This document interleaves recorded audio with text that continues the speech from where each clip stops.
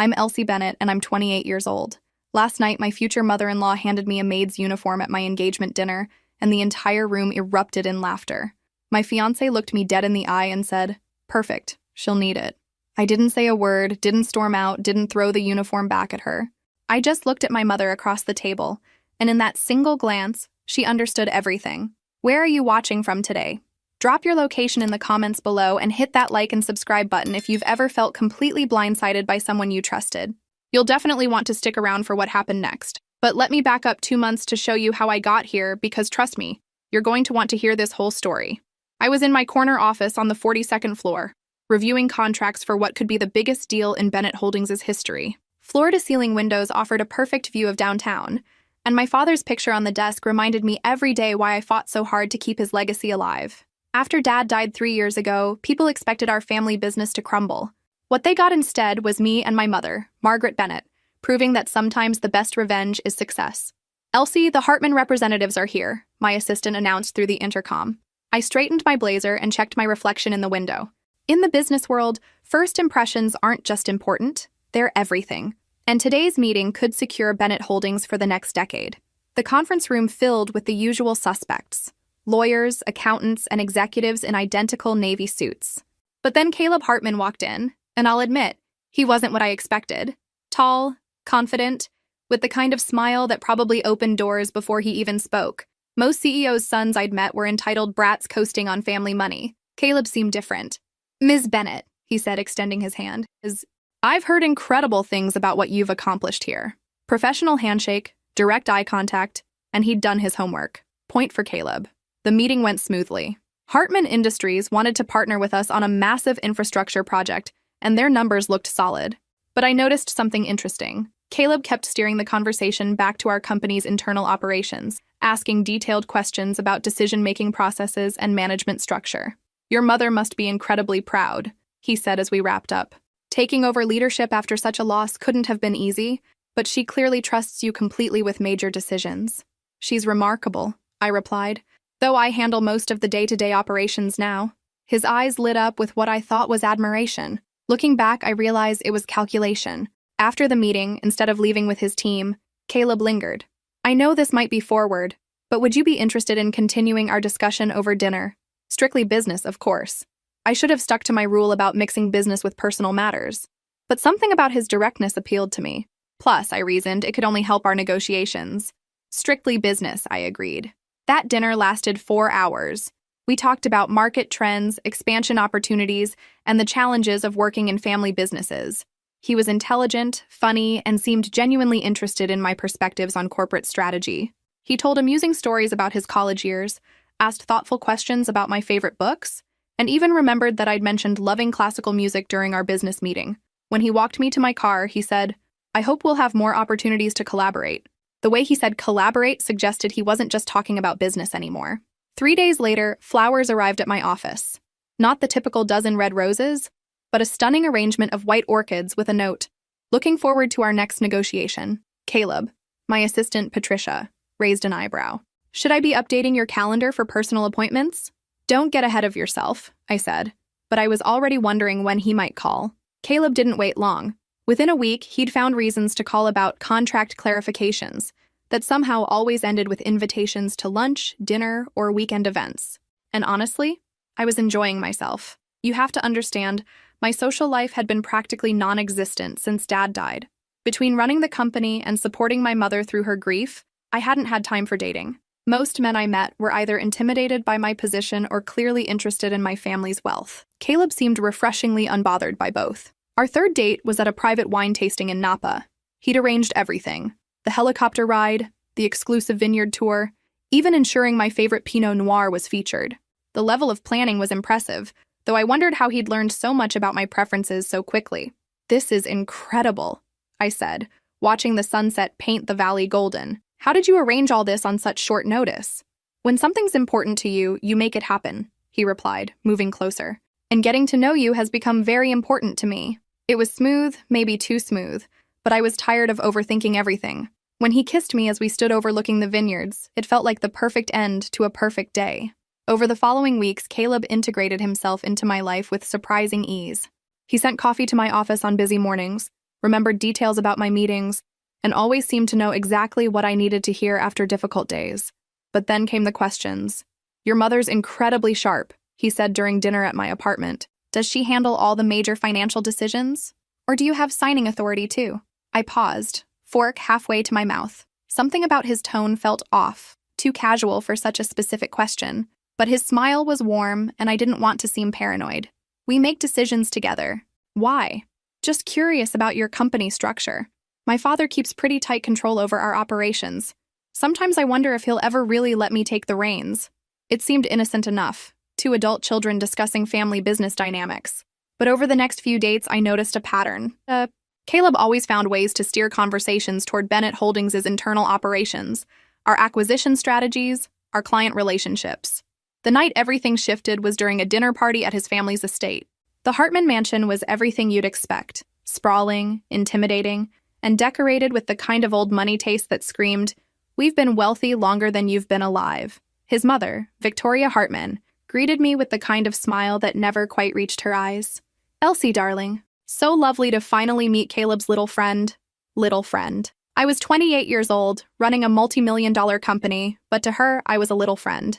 The dinner conversation was pleasant enough, though I felt constantly evaluated. Victoria asked about my education, my family background, my hobbies, as if my career was something I did for fun between charity lunches. "And what exactly do you do at your family's company?" she asked, cutting her salmon with surgical precision. "I serve as Chief Operations Officer," I replied. "I oversee all major projects and handle most client relationships." "How nice that your mother gives you something important to do." The condescension was subtle but unmistakable. I caught Caleb's eye, expecting some support, but he just smiled and changed the subject. After dinner, as we walked through their gardens, I mentioned Victoria's comments. "Don't take it personally," Caleb said, his arm around my waist. "She's protective of me. She'll warm up once she realizes how amazing you are." It felt like she was interviewing me for a position. He stopped walking and turned to face me. Maybe she was. Maybe we both were. Before I could ask what he meant, he pulled out a small velvet box. My heart stopped. We'd been dating for 2 months. 2 months. The rational part of my mind screamed that this was too fast, too sudden. But standing there in the moonlight, with roses surrounding us and this charming man declaring his love, rational thought felt overrated. "Elsie Bennett," he said, dropping to one knee right there in his mother's prize-winning rose garden. "Will you marry me?" 2 months. That's how long Caleb Hartman had known me before deciding I was marriage material. And apparently, that was enough time for me to lose my mind and say yes. I blame the roses. Everything seemed more romantic surrounded by his mother's award-winning garden, with moonlight casting everything in a soft glow. Plus, the ring was stunning, a flawless 3-carat diamond that caught the light like captured starlight. But mostly I blamed the fairy tale of it all. Caleb Hartman, successful businessman and apparent romantic, had swept me off my feet. After years of workaholic isolation, someone wanted to build a life with me. Someone who understood the pressures of family business, who appreciated my ambition, who seemed to see me as more than just another executive in a skirt. At least that's what I told myself the next morning when reality started creeping in. "Congratulations, darling," my mother said when I called to share the news.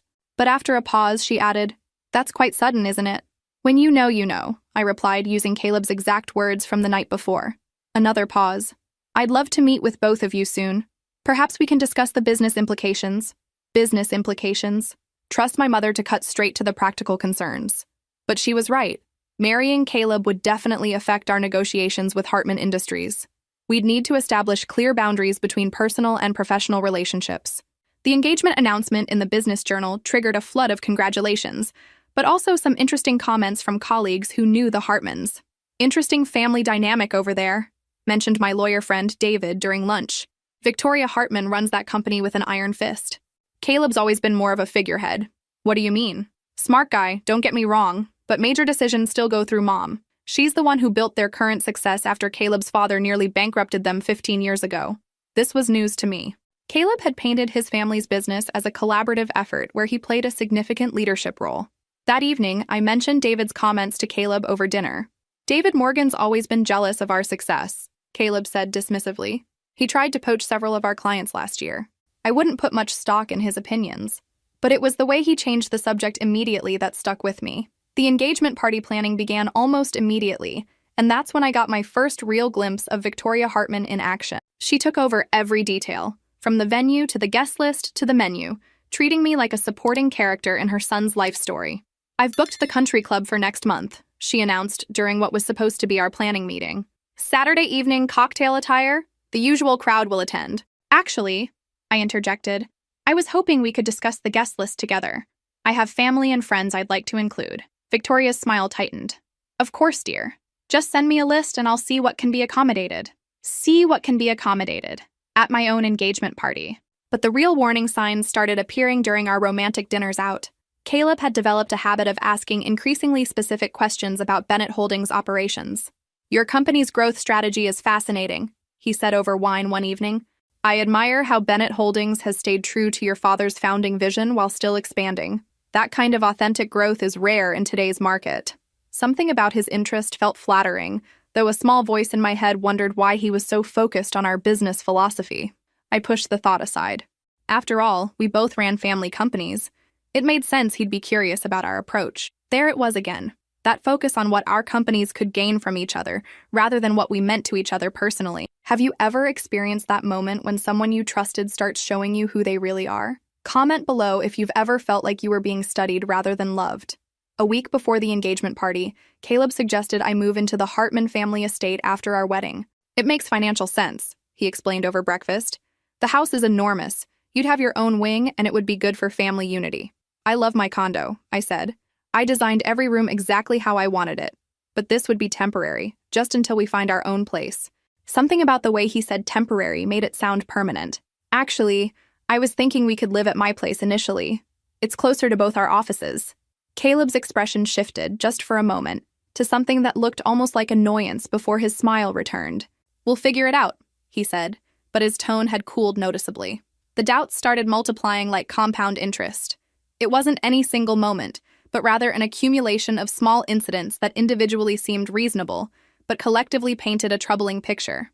Caleb's constant questions about my company's finances, Victoria's thinly veiled assessments of my suitability, and the growing pressure to blend our business interests in ways that favored the Hartmans. The breaking point came during what should have been a romantic dinner at our favorite restaurant. Caleb had been drinking more than usual, expensive scotch that loosened his tongue in ways that would haunt me later. "You know," he said, his words slightly slurred, "I have to admit, when my mother first mentioned that getting to know you better might help our business relationship, I thought she was being overly strategic." I nearly choked on my wine. "Help our business relationship how?" He laughed, that careless laugh of someone who's revealed too much and doesn't quite realize it yet. "She's always thinking about synergies, market positioning, that sort of thing. But then I actually got to know you and—" He reached across the table for my hand, his expression suddenly more serious. "Well, everything changed. This became real for me, Elsie. Completely real." The words should have been reassuring, but something cold had settled in my stomach. "Caleb, how much did you know about Bennett Holdings before you met me?" "What do you mean?" "Before you met me, Caleb. How much did you research about Bennett Holdings and my role there?" His silence was more damning than any confession. I watched his face change as he realized what he'd revealed, the alcohol-induced honesty giving way to panic. "Elsie, that's not— I mean—" He ran a hand through his hair, suddenly looking far more sober. "Look, can we just forget I said anything? I've had too much to drink, and I'm not explaining this well." But it was too late. The damage was done. I excused myself to the restroom and immediately called my mother. "Mom, I need you to do some research on the Hartman family and their business practices. Tonight." "Elsie, what's wrong?" "I think I've made a terrible mistake." By the time I returned to the table, Caleb had sobered up enough to realize he needed to do damage control. But it was too late. The fairy tale was over and reality was ugly. I spent the next day in my mother's office, going through every piece of information our research team could compile about Hartman Industries. The picture that emerged was sobering, but not entirely surprising. I'd been pushing down my growing suspicions for weeks. "They're in more financial trouble than they've publicly disclosed," my mother said, spreading documents across her desk. 3 major clients have terminated contracts in the past 6 months. Their cash flow projections look problematic. And a partnership with us would solve that? A partnership, yes. A merger would solve it completely. The word merger hit me like cold water. I thought about Caleb's questions, his family's sudden interest in my personal life, the timing of everything. "Mom, they're not looking for a business partnership. They're looking for a buyout disguised as a marriage." My mother's expression hardened in the way that made opposing lawyers reconsider their career choices. Over my dead body. That evening, I confronted Caleb directly. I'd practiced the conversation multiple times, determined to give him a chance to explain, to prove my suspicions wrong. Part of me still hoped I was being paranoid, that there was some innocent explanation for everything I'd discovered. We need to talk about your family's financial situation, I said, without preamble when he arrived at my condo. His carefully maintained composure slipped just enough to confirm everything. Elsie, business and personal life don't have to intersect. Don't. I held up a hand. Don't lie to me anymore. Ooh. I know about your company's problems. I know about the terminated contracts and the cash flow issues. What I want to know is whether you ever actually cared about me or if I've been a business strategy from day one. Caleb sat down heavily, and for the first time since I'd known him, he looked genuinely vulnerable. Not charming, not confident, just tired. It started as strategy, he admitted quietly. My mother identified you as someone who could help our family's situation. But Elsie, what developed between us became real. I swear to you, my feelings are genuine. How am I supposed to believe that when everything was built on deception? Because I'm asking you to marry me, not just partner with us. But that's exactly what terrified me. What happens after we're married, Caleb? Do I become another asset for your family to manage? He didn't answer immediately, which was answer enough. 3 weeks before our wedding, and I was living in a nightmare disguised as a fairy tale. The guest list had grown to 300 people, most of whom I'd never met. The venue was Victoria's choice. The flowers were Victoria's preference, and the menu reflected Victoria's taste. Somewhere along the way, my wedding had become the Victoria Hartman show, featuring her son's convenient marriage. But the real pressure was coming from Caleb about the business merger. It just makes sense to formalize our partnership before the wedding, he said during what felt like the 100th conversation about combining our companies. Think of the efficiency we could achieve. Think of the efficiency. Not think of what we could build together or imagine the future we could create. Efficiency. Like I was a quarterly profit margin instead of his future wife. The proposed merger documents arrived at my office on a Tuesday morning, delivered by Hartman Industries' legal team. I called my mother immediately. Mom, you need to see these papers. An hour later, she was sitting across from my desk, reading through the proposal with the focused intensity of a surgeon examining a patient's x-ray. Absolutely not, she said finally. This isn't a merger, it's an acquisition. They're offering to buy Bennett Holdings at 20% below market value, with Caleb installed as CEO of the combined entity. And my role? Vice President of Operations. You'd report to your husband. The insult was breathtaking. After everything I'd built, everything I'd proven, they wanted to demote me in my own company and hand control to Caleb. They think I'm going to sign away my family's legacy for the privilege of becoming Mrs. Hartman, I said, barely controlling my fury. My mother's expression was glacial. The question is, what does Caleb think this proposal says about his feelings for you? I already knew the answer. If someone loved you, respected you, saw you as an equal partner, they didn't try to absorb your life's work into their failing business empire. That night, I showed the papers to Caleb. These terms are insulting, I said, dropping the folder on his dining table. They're standard for this type of business combination, he replied smoothly. My family has more experience running large-scale operations. My family built Bennett Holdings from nothing. We've been profitable every single year. Profitability isn't everything, Elsie. Vision and leadership matter too. The condescension in his voice was unmistakable. This was how he really saw me, as someone who needed his family's guidance to succeed. I'm not signing these papers, I said clearly. Then we'll need to postpone the wedding. There it was. The ultimatum I'd been dreading. Sign over my company or lose my fiancé. Is that a threat? It's a reality.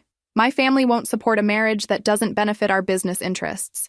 And I won't go against my family. I stared at him, searching for any trace of the man who'd proposed in his mother's rose garden. All I saw was a stranger who'd never really existed. I need time to think. The wedding is in 3 weeks, Elsie. We need to finalize everything now. But I was already walking toward the door. I'll let you know my decision. I drove home in a daze, my mind racing through the implications of everything that had just happened. The man I'd thought I loved had just given me an ultimatum: sacrifice my family's company or cancel our wedding. When I got home, I found my mother waiting in my living room with a bottle of wine and a determined expression. We need to discuss your options, she said without preamble. I think I only have one option. You have several. But first, let me ask you something. She poured 2 glasses of wine and handed me one. Do you love him? The question I'd been avoiding all evening. Did I love Caleb Hartman? Or had I fallen in love with a carefully constructed persona designed to manipulate me? I thought I did, but I don't think I ever really knew him. My mother nodded. Then the answer is simple. Nothing about this feels simple. It is, though. Do you want to spend the rest of your life wondering if your husband married you or married your company? Put that way, the choice was obvious. The engagement dinner was supposed to be an intimate family celebration. 24 guests, including both sets of parents, siblings, and a few close friends. Victoria had insisted on hosting at the country club, naturally, and had coordinated every detail down to the flower arrangements. I arrived wearing the navy blue dress Caleb had bought me, feeling like an actor preparing to perform in a play where I hadn't been given the script. The past few weeks had been a careful dance of wedding preparations while Caleb and his family continued pressuring me about the merger. Just sign the papers, Elsie, Victoria had said during our final dress fitting. Business is so complicated for women to handle alone. Right. Too complicated for the woman who'd increased her family's company value by 40% in 3 years. The dinner started pleasantly enough. Toasts were made, stories were shared, and for a brief moment, I almost forgot about the underlying tensions. My mother looked elegant in her black cocktail dress, making polite conversation with Victoria, despite what I knew was her growing dislike for the entire Hartman family. Then came the gift-giving portion of the evening. Victoria stood up, wineglass in hand, wearing the kind of smile that should have served as a warning. Before we conclude this lovely evening, she announced, I have a special gift for our future daughter-in-law. She gestured to a staff member who brought over a large, beautifully wrapped box. Something practical for your new life together. I should have known. I should have seen it coming. But I was still clinging to the hope that maybe Victoria was making a genuine effort to welcome me into their family. I opened the box carefully, aware that everyone was watching. Inside, nested in tissue paper, was a complete maid's uniform. Black dress, white apron, even a small cap. The room went silent for exactly 3 seconds. Then Victoria started laughing. A tinkling, delighted laugh that encouraged others to join in. Caleb's sister giggled. His father chuckled. Several family friends began murmuring appreciatively at what they clearly thought was a clever joke. But Caleb looked me straight in the eye, smiled broadly, and said, Perfect. She'll need it. The laughter grew louder. I felt the blood drain from my face, but my hands remained steady. Years of business negotiations had taught me how to maintain composure under attack, even when that attack came disguised as family humor. I didn't scream. I didn't throw the uniform back at Victoria. I didn't storm out dramatically. I simply looked across the table at my mother. Our eyes met for perhaps 3 seconds. In that look, I communicated everything. The months of subtle insults, the business ultimatums, the complete disrespect for who I was and what I'd accomplished. In that look, my mother understood that her daughter was being treated like hired help by people who thought their money made them superior to our family. My mother's face remained perfectly calm, but I saw the moment she made her decision. She reached into her purse, pulled out her phone, and began typing. Excuse me, she said pleasantly to the table. Just need to send a quick message to our legal department. Victoria was still basking in the success of her gift, accepting compliments from other guests about her sense of humor. It's perfect for the transition, she was saying. Living in our house, she'll want to help out. This just makes it official. Help out. In my future husband's family home, where I was apparently expected to serve rather than be served. The message my mother sent was simple. Cancel all Hartman Industries contracts immediately. No further negotiations. She hit send and returned her phone to her purse with the same calm dignity she brought to every business meeting. Lovely dinner, Victoria, my mother said, standing gracefully. I think it's time Elsie and I headed home. I stood as well, still holding the uniform. The room gradually quieted as people realized something significant was happening. Thank you for the gift, I said to Victoria, my voice perfectly steady. It's very revealing. I set the uniform carefully on my chair and followed my mother toward the exit. Elsie, Caleb called after me. Where are you going? It was just a joke. I turned back to face him. This man I'd thought I would marry in less than 3 weeks. Was it? I asked quietly. And then I left, my mother beside me, walking out on what would have been the rest of my life. We didn't speak until we reached our car. Mom, I started to say. Do you want to marry him? She asked simply. No, I said without hesitation. I really don't.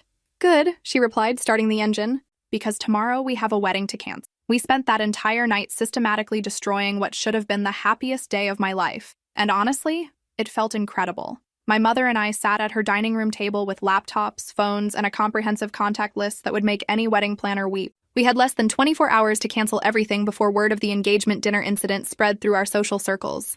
Florist first, my mother said, her fingers already flying across her keyboard. Then the venue, catering, band, and photographer. I started with the easier calls. Hi, this is Elsie Bennett. I need to cancel my wedding flowers for next Saturday. Oh no, what happened? Let's just say I discovered some fundamental incompatibilities with my fiancé.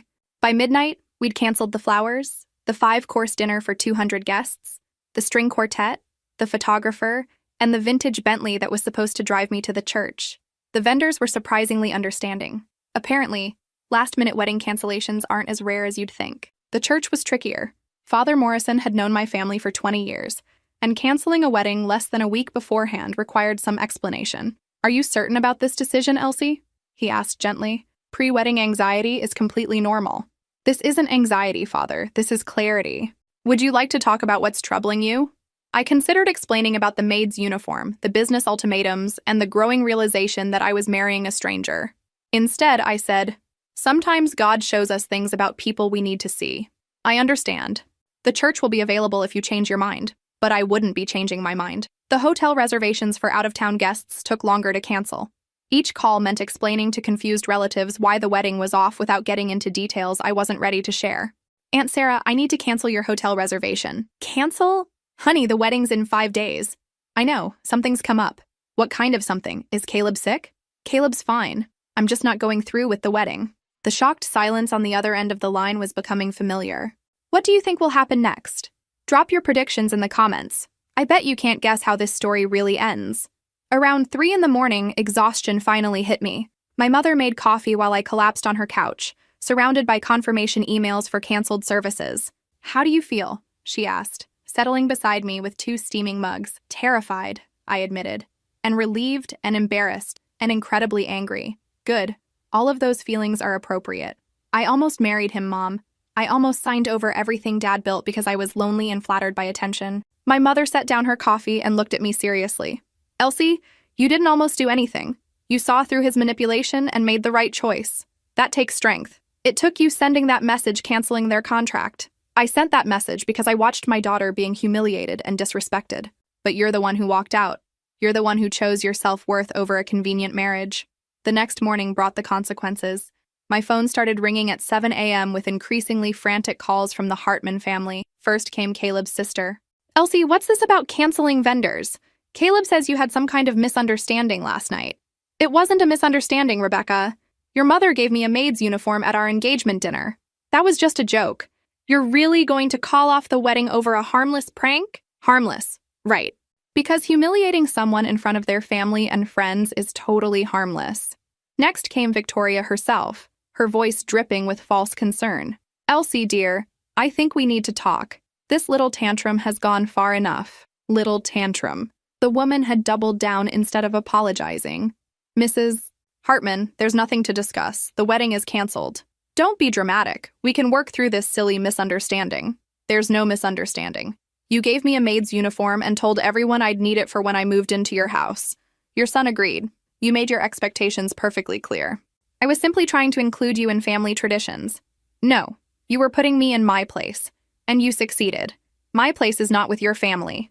I hung up before she could respond, but Caleb himself didn't call until almost noon. When he finally did, his tone was completely different from the charming man I'd thought I loved. Elsie, you're embarrassing both our families with this behavior. I'm embarrassing our families?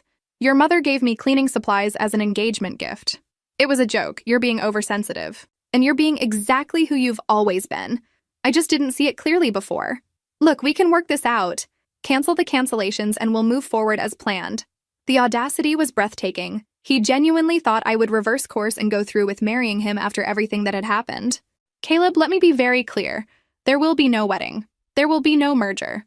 There will be no relationship between us of any kind. You're making a huge mistake. Yes, I am. The mistake was saying yes to your proposal in the first place. The aftermath of canceling a wedding less than a week beforehand creates a very specific type of social chaos, especially when the groom's family controls half the guest list and has strong opinions about who was responsible for the misunderstanding. By Monday morning, the narrative war had begun. I discovered this when my assistant, Patricia, knocked on my office door with an expression that usually meant someone was about to ruin my day. Elsie, you might want to see this, she said, holding up her phone. The social media post was from Victoria Hartman's personal account, and it was a masterpiece of manipulation disguised as wounded disappointment. Heartbroken for my son today. Planning a wedding brings out the best and worst in people. Sometimes you discover that someone you welcomed into your family doesn't share your values of commitment and loyalty. Praying for healing for everyone involved. Family values. Check wedding canceled. The comments section was already filling up with sympathy for poor Caleb and speculation about what I'd done wrong. Victoria had positioned herself as the gracious mother-in-law dealing with an unstable, unreliable daughter-in-law. She didn't mention the maid uniform, Patricia observed. Of course not. That would require admitting what actually happened. Within hours, the story had spread through our business and social circles. My phone buzzed constantly with calls from friends, colleagues, and relatives demanding to know what had really happened. Most of the conversations followed the same pattern. Elsie, what's this about you calling off the wedding? It's complicated, but everything seemed perfect. Caleb's such a catch. Perfect. If your definition of perfect included manipulation, disrespect, and treating your future wife like domestic help, I developed a standard response. We discovered some fundamental incompatibilities that made marriage impossible. But the truth was, I was struggling with something I hadn't expected. Doubt. When everyone around you insists you've made a terrible mistake, when social media paints you as the villain, when a charming man's family portrays you as unstable, it becomes hard to trust your own judgment. Had I overreacted? Was the uniform really just a misguided joke? Had I thrown away a good man because of my own insecurities? These doubts lasted exactly until Wednesday, when Caleb showed up at my office unannounced. "We need to talk," he said, striding past Patricia without being announced. "You can't just walk into my office, Caleb." "I could when we were engaged. Things change, I suppose." He sat down across from my desk with the casual confidence of someone accustomed to getting his way. "I've been thinking about your concerns," he began, "and I'm prepared to make some compromises." "Compromises?" "About the living arrangements. We can start in your condo if that's important to you. And maybe we can restructure the business merger to give you a more prominent role." I stared at him, amazed by his complete failure to understand what had happened. "Caleb, you think this is about living arrangements and job titles? Isn't it? Women care about those things." There it was. That casual dismissal, that assumption that my concerns were trivial women's issues rather than fundamental questions about respect and partnership. "Let me ask you something," I said, leaning forward. "When your mother gave me that uniform, what went through your mind?" "Honestly, I thought it was funny. Mom has an unusual sense of humor. And when you said I'd need it," he shrugged, "you would need it. Living in the family home, helping out with household management, it just made practical sense." Household management. Someone has to coordinate the staff and handle the domestic details.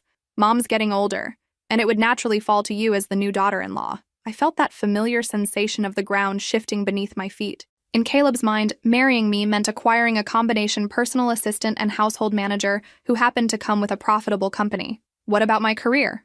My role at Bennett Holdings? That's part of the beauty of the merger. You'd still be involved, but without all the pressure and responsibility. You could focus on our family, as if I were a broodmare whose primary purpose was producing Hartman heirs while managing his mother's social calendar. "Get out," I said quietly. "Elsie, be reasonable. Get out of my office. Get out of my building, and don't contact me again." He stood, his charming mask finally slipping completely. "You're making a mistake that will ruin both our companies. Then I guess we'll see who's better at business." After he left, I sat alone in my office, staring out at the city skyline my father had loved. For the first time since the engagement dinner, I felt completely clear about my decision. The wedding date came and went with all the drama you'd expect from a canceled society event. Saturday morning, I woke up in my own bed, in my own condo, wearing comfortable pajamas instead of a wedding dress. Through my bedroom window, I could see the church where I should have been getting married in 3 hours. Instead, I made coffee, read the newspaper, and enjoyed the most peaceful morning I'd had in months. My mother called around 10. "How are you feeling?" "Free," I said, and meant it. "Good. Because we have some developments you should know about?" "What kind of developments?" "The kind where your ex-fiancé's business decisions start having consequences." Apparently, Victoria Hartman had spent the week making frantic phone calls to potential investors and business partners, trying to salvage deals that depended on the Bennett Holdings merger. Without our partnership, several of Hartman Industries' most important projects were in jeopardy. They approached 3 other companies about potential acquisitions, my mother continued. All 3 turned them down after learning about their financial situation. "How do you know all this?" Business networks are smaller than people think. When a company desperately shops itself around, word spreads. But the real drama was happening on social media. Some enterprising guest had apparently filmed Victoria's gift presentation at the engagement dinner and the video was now making rounds on various platforms. Watching your future mother-in-law hand you a maid's uniform while her son declares you'll need it hits differently when you can watch it repeatedly. The comments were illuminating. This is abuse disguised as a joke. Imagine being that threatened by your son's fiancé. The son's reaction says everything about that family's values. Good for her for walking out. Victoria's carefully crafted narrative about my instability was crumbling as people saw the actual incident rather than her sanitized version of events. But the most satisfying development came Monday morning when Patricia brought me the business journals. "You're going to want to see the financial section," she said, setting several newspapers on my desk. The headline in the Wall Street Journal was perfect. Hartman Industries stock drops 15%, following failed merger talks. The article detailed how Hartman Industries had been counting on the Bennett Holdings partnership to secure several major contracts. Without our backing, their clients were reconsidering their commitments. The company that had tried to absorb my family's business was now facing its own potential collapse. "There's more," Patricia said, pulling up something on her tablet. Caleb Hartman gave an interview to the Business Chronicle. The interview was exactly what you'd expect from a man who'd never taken responsibility for anything in his life. He blamed me for the failed merger, suggested that I'd led his family on, and implied that Bennett Holdings wasn't as financially stable as we claimed. "Ms. Bennett became emotional and irrational during negotiations," he was quoted as saying. "We realized she might not have the temperament for the kind of high-level business decisions a merger would require." Emotional and irrational, the classic dismissal of any woman who dares to have standards. My mother appeared in my doorway just as I finished reading. "Have you seen Caleb's interview?" "Just finished it." "Charming as always." "Good, because I've scheduled our own interview with the same publication. This afternoon." "Mom, I don't want to get into a public fight." "This isn't a fight, darling. This is business." The interview with Business Chronicle took place in our conference room, with the journalist asking pointed questions about the failed merger and its aftermath. "Mr. Hartman suggested that Bennett Holdings wasn't prepared for a major business partnership," the reporter said. "How do you respond to that?" My mother smiled the way she did before destroying opposing counsel in court. "I'd respond by noting that Bennett Holdings has increased revenue by 40% over the past 3 years, while Hartman Industries has lost 3 major clients in the past 6 months. As for being prepared for partnership, we were prepared for an equal partnership between respected companies. We were not prepared to subsidize a failing business through marriage. Can you elaborate on that?" The proposed merger terms would have given Hartman Industries control over Bennett Holdings while offering compensation significantly below market value. When combined with pressure for my daughter to relocate to their family home and assume domestic responsibilities, it became clear that this wasn't a business partnership. It was an acquisition disguised as a romance. The reporter's pen was moving rapidly. "Are you saying the relationship was entirely strategic?" I leaned forward. "I'm saying that when someone's family presents you with a maid's uniform at your engagement dinner and tells you you'll need it, they're communicating their expectations very clearly." "That actually happened?" "It was filmed," my mother added helpfully. "I'm sure you can find the video online." 3 months after what should have been my wedding day, Karma arrived with a certified letter. I was reviewing quarterly reports when Patricia knocked on my door with an envelope that required my personal signature. The return address made me smile. Harrison, Mitchell and Associates, bankruptcy attorneys. "Hartman Industries is officially filing for Y," I announced to my mother when she arrived for our weekly business meeting. "Faster than I expected," she said, settling into the chair across from my desk. "What's their timeline?" I skimmed through the legal documents. "Liquidation starts immediately. They're selling the family estate, the company assets, everything." "And Caleb?"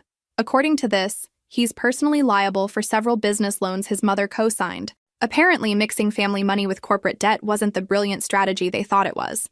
The irony was perfect. The family that had tried to acquire my company through marriage was now losing everything they'd built over 3 generations. Meanwhile, Bennett Holdings was thriving, having secured 2 major contracts that were originally destined for Hartman Industries. But the real satisfaction came that afternoon, when my assistant announced an unexpected visitor. "Mrs. Hartman is here to see you," Patricia said, her expression carefully neutral. Victoria Hartman looked nothing like the imperious woman who'd humiliated me 3 months earlier. Her designer suit was wrinkled, her usually perfect hair showed gray roots, and she carried herself with the defeated posture of someone who'd lost everything. "Elsie," she said, settling into the chair across from my desk without being invited. "I was hoping we could talk." "About what?" "About helping my family through this difficult time." The audacity was breathtaking. The woman who'd treated me like hired help was now asking for my help. "I'm listening." "Bennett Holdings could acquire some of our assets. Keep our employees working, maintain our client relationships. It would be mutually beneficial. Mutually beneficial, I repeated. Like your son's marriage proposal? Victoria's composure cracked slightly. That was a misunderstanding. We were trying to find ways for our families to work together. By having me clean your house in a maid's uniform? That was just, I have an unusual sense of humor. The same excuse Caleb had used. Apparently, humiliating people was just their family's quirky personality trait. Mrs. Hartman, let me be very clear about something. Your family tried to manipulate me into giving up my company and my independence. You treated me like domestic help and expected me to be grateful for the privilege. Now that your schemes have failed and your business is collapsing, you want me to rescue you. We're not asking for a rescue, we're proposing a business arrangement. No, you're begging, and frankly, it feels good to watch. Her mask of polite desperation finally slipped completely. You vindictive little— Careful, I interrupted. I'm recording this conversation for legal purposes. Wouldn't want your bankruptcy lawyers to have to explain why you're threatening potential business partners. Victoria stood abruptly, her chair scraping against the floor. You'll regret this. Our families have connections you can't imagine. Had connections, I corrected. Past tense. Amazing how quickly those connections disappear when you can't pay your bills. After she left, I sat in my office feeling a satisfaction I'd never experienced in any successful business negotiation. This wasn't just about money or market share. This was about justice. My phone buzzed with a text from Caleb.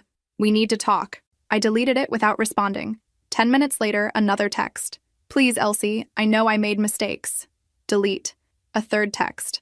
I'm sorry about the uniform. Mom went too far. Finally, a confession. Too little, too late. I typed back, your mother went exactly as far as you allowed her to go. Don't contact me again. But I kept trying. Phone calls that went to voicemail. Emails to my work account. Even flowers delivered to my office with cards begging for another chance. The flowers went to the hospital charity ward. The voicemails were saved as evidence of harassment. And the emails provided entertaining reading during slow business days. Because the truth was, I was thriving. Without the stress of planning a wedding to a manipulative family, without the constant pressure to compromise my values, I was sleeping better, thinking clearer, and making better business decisions than I had in years. Bennett Holdings wasn't just surviving without the Hartman merger, we were flourishing. 6 months later, I was standing in the lobby of what used to be the Hartman Industries building, about to close on the purchase of their former headquarters. The irony was exquisite. The company that had tried to absorb mine through marriage was now selling me their prime real estate at a bankruptcy auction. Justice served with a view of downtown and underground parking. My mother stood beside me, reviewing the final paperwork with our legal team. 30% below market value, she murmured. Even better than we projected. Careful, I said quietly. You're starting to sound like you're enjoying this. I am enjoying this. They tried to destroy my daughter and steal our company. Watching them lose everything feels appropriate. The bankruptcy coordinator approached with the final documents. Ms. Bennett, we're ready for your signature. As I signed my name to papers that officially transferred ownership of the Hartman building to Bennett Holdings, I caught sight of a familiar figure across the lobby. Caleb stood near the elevators, wearing a suit that looked expensive, but tired, like he'd been wearing it for days. Our eyes met across the room, and he started walking toward me. Elsie, he said when he reached us, could we talk privately? My mother stepped protectively closer, but I nodded. 5 minutes. We walked to a corner of the lobby where we could speak without being overheard. I wanted to congratulate you, Caleb said, though his voice held no warmth. This must feel like the ultimate victory. It feels like good business, I replied. Nothing more. Right. Good business. He laughed bitterly. You know, I actually convinced myself that I loved you. For a while there, I forgot this started as strategy. That's the saddest thing you've ever said to me. Why? Because I'm admitting I cared? Because you still don't understand what you lost. Caleb's expression shifted to something like genuine confusion. What I lost was a business opportunity and a beautiful wife. I understand perfectly. And there it was. Even in defeat, even after losing everything, he still saw me as a business opportunity first and a person second. You lost the chance to be with someone who actually loved you despite your flaws, I said quietly. You lost a partner who would have built something real with you. You lost a woman who was ready to merge her life with yours as equals. But your company would have been part of that partnership, yes. But you never wanted a partner. You wanted an asset. You wanted someone who would make you look good, increase your net worth, and clean your mother's house. Caleb was quiet for a moment, and I thought perhaps he was finally beginning to understand. Maybe. he said finally. But you still destroyed my family. And just like that, any sympathy I might have felt evaporated. I didn't destroy your family, Caleb. You did. When you built a business model around manipulation and entitlement, when you treated partnerships like conquests, when you let your mother humiliate someone you claimed to love, that's when you destroyed everything. I started to walk away, then turned back. One more thing. The building you're standing in? It's going to be our new headquarters. We're expanding operations and hiring 40 new employees. People who know how to treat partners with respect. People who understand that success comes from building others up, not tearing them down. Caleb's face went pale. You're not serious. Dead serious. We'll even keep the Hartman name on the parking garage, as a reminder. I rejoined my mother at the signing table, where our lawyer was organizing the final documents. Everything settled? She asked. Everything's perfect. But the real victory wasn't the building, or even the satisfaction of watching the Hartmans lose everything they'd built. The real victory was what I'd become in the process of standing up for myself. For years, I'd been so focused on honoring my father's legacy and supporting my mother that I'd forgotten to build my own identity. The Hartman experience had forced me to define my values, set boundaries, and discover what I wouldn't compromise for anyone. Ms. Bennett, the bankruptcy coordinator, interrupted my thoughts. There's one final matter. Mr. Hartman left a sealed envelope for you. I accepted the envelope with curiosity rather than dread. Inside was a single sheet of paper with Caleb's handwriting.